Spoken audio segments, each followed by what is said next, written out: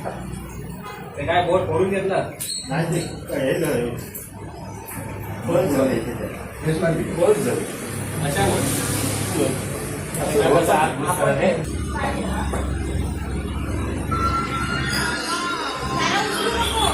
A few moments later.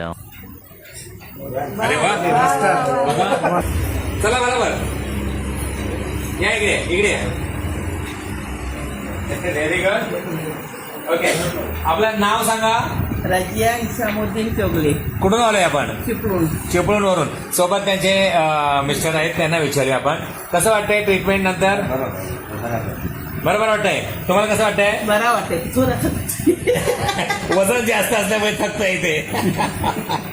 बरं हा video share करू शकतो ठीक आहे असा दोघांनी पण हात द्या असा थांब द्या